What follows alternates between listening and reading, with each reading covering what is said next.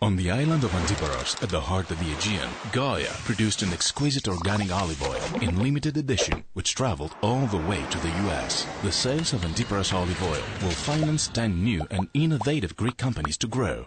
Buy today your bottle in reinspiregreece.com and support the Greek youth to move forward.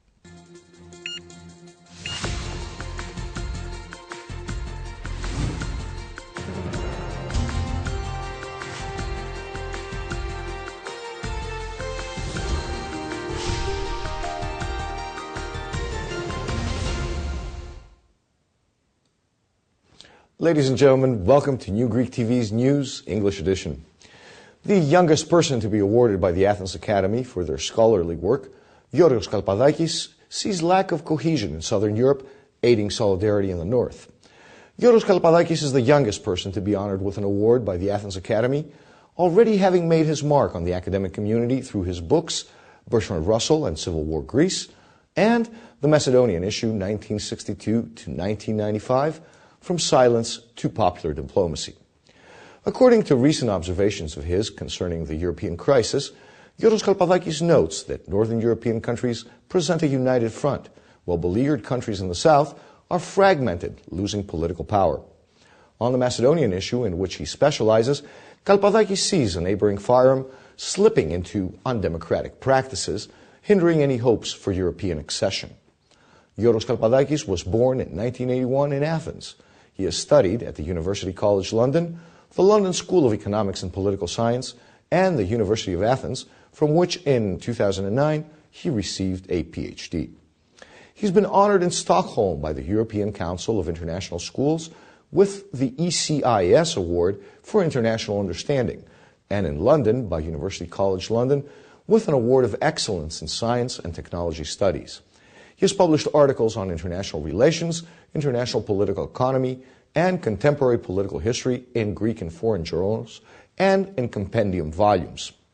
He has been a contributor to LSE's Millennium magazine and a research fellow of the Hellenic Center for European Studies, while also contributing to Kathimerini newspaper. He is an external scientific associate of the Museum of the Macedonian Struggle Foundation and teaches at the Politics Faculty of the Thrace University Law School. The Greek government will be taking over the EU presidency on the 1st of January 2013 with a host of very dangerous problems dogging its heels. Mr. Samaras has already been forewarned by foreign leaders not to use the Greek presidency to further the Greek causes, such as easing of reform and austerity measures for Greece, but rather to make the best to further European affairs, especially in light of elections for European Parliament slated for May. But the problems at home may hobble his efforts for an effective presidency. But it is the other pillar of the government that is in more trouble. Polls show PASOK sliding even further in voter preference, despite the message of strength its leader, Evangelos Venizelos, attempted to highlight at the party's Central Political Committee session on Sunday. Without PASOK, there is not an exit from the crisis, nor the legacy created by the sacrifices of the Greek people, Venizelos said, adding that the main priority is for the country to recover its national dignity and sovereignty as it is coming out of the crisis. It's not an issue of national security, but economic strength, national independence and development. Those are the fundamental factors of sovereignty, he reported. Mr. Venizelos said that the people do not want elections, adding to this his certainty that the surplus will stabilize, the economy will grow, and banks will be restructured. However, members of his party chewed him out for the party's slipping ratings and the fact that it's seen as a weak prop to a much stronger New Democracy in the government. Others, like Mr. Thanos Moraitis, wanted a re-establishment of the party and the whole center-left. In all, Sunday's session that the junior government partner showed it is in growing disarray. But Premier Adonis Samaras is faced with a number of conundrums, not least of which is the slim majority which after Saturday's vote and the striking off lists for New Democracy deputy Viron Polidoras now stands at 153 deputies. Of these, several are very disgruntled at being forced to vote bills like Saturday's foreclosure bill, which are deeply unpopular. In an article in the Berlin daily Tageblatt, Gerd Hohler notes the slim majority and the dangers it poses for the government's continued presence after Mrs. Polidoras' dismissal from the party. The headaches for Mr. Samaras are also multiplied by the rise of Syriza in the polls, which is now seen as clearly ahead, with latest polls showing 22.5% as against 17.6% for New Democracy, with Golden Dawn now firmly in third place. The 4-day deposition of jailed former Director for Procurements Antonis Kantas on arms procurement kickbacks is precipitating a cascade of witnesses willing to testify. Adonis Kantas left innuendos for a former head of the New Democracy Party, among others, during his lengthy depositions. Although not revealing any new evidence concerning his superior ministers, he expressed his belief, since arms dealers gave him so much money, that they surely would have given those above him much more. He did mention a case of a procurement contract signed under a New Democracy government about which he knew details. Kantas referred to a disagreement between then Defense Minister Miltiadis Everett and Party Chief Konstantinos Mitsotakis at one of the odder incidents concerning procurement contracts. As he told inquisitors, the Prime Minister wanted one company and the Defense Minister another, and the Prime Minister finally got his way. Adonis Kantas' 60-page deposition was compiled over 4 days and are sure to be of interest to those implicated. Characteristically, according to journalistic sources, Yannis Sbokos, who has already been condemned in the submarine case, has asked his attorney, Alexandros Likourezos, to get him a copy of the deposition as soon as it can be made available. According to information, 3 more persons are ready to talk in exchange for more lenient treatment. 2 of those willing to talk have been identified as former arms intermediary Panos Evstathiou, 82, and Michalis Mandalos, also a defendant for an arms procurement case. The 3rd person is also an arms dealer and decided late on Monday night to admit his involvement and revealed everything he knows about other corrupt officials.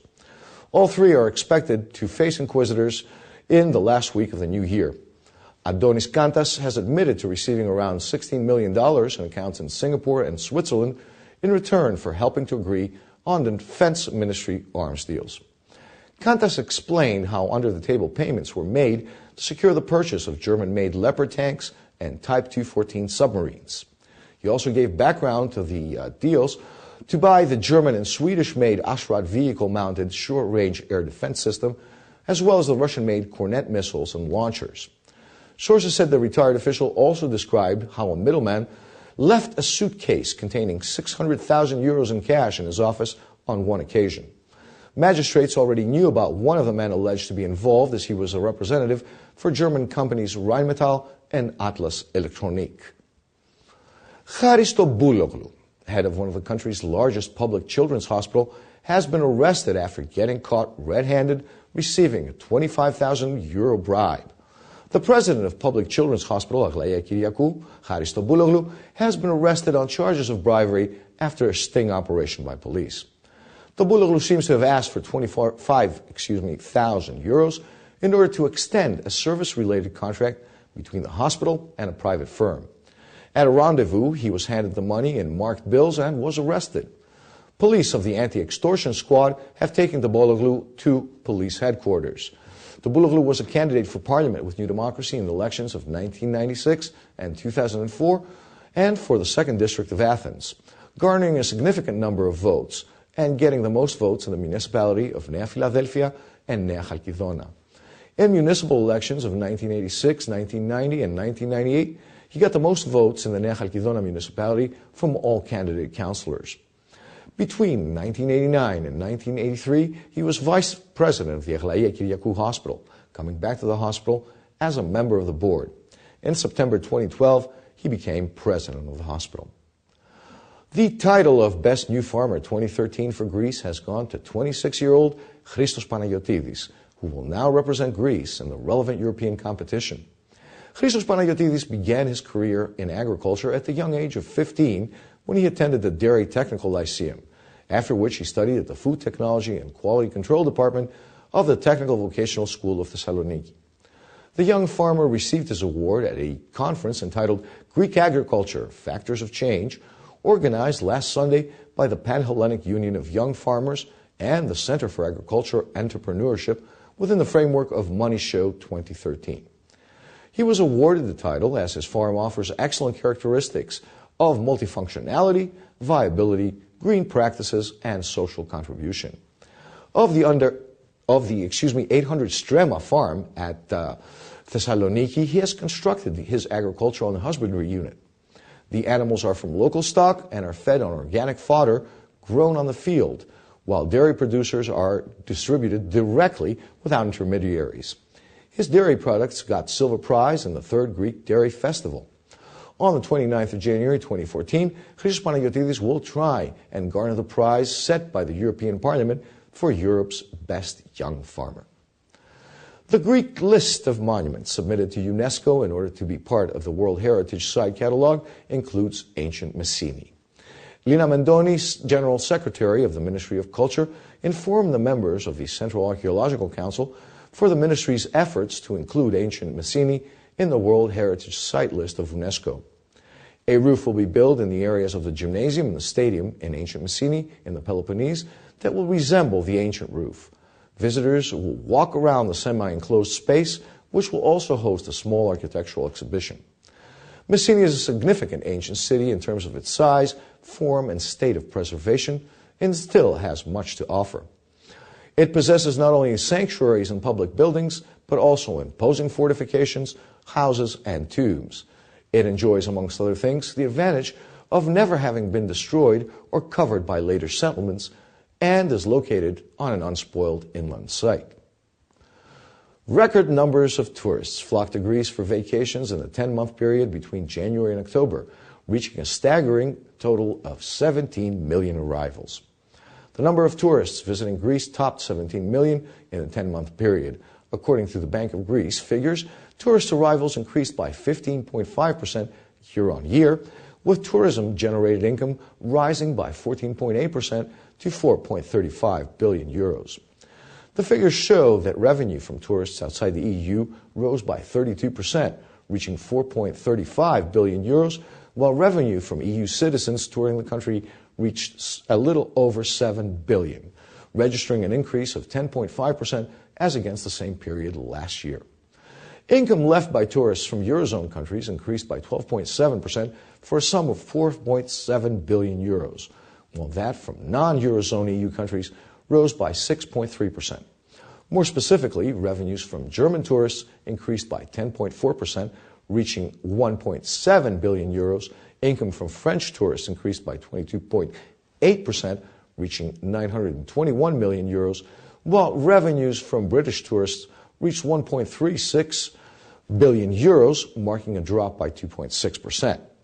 From non-EU countries, revenues from Russian tourists rose by 43.3%, reaching 1.3 billion euros, while revenues from tourists arriving from the United States increased by 29.5%, totaling 513 million.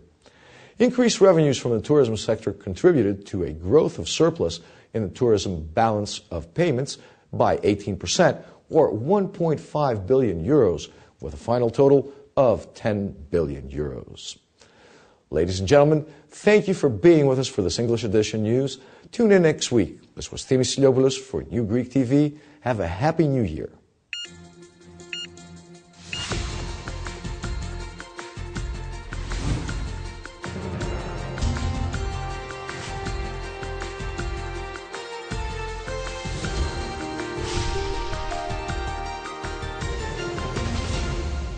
On the island of Antiparos, at the heart of the Aegean, Gaia produced an exquisite organic olive oil in limited edition, which traveled all the way to the US. The sales of Antiparos olive oil will finance 10 new and innovative Greek companies to grow.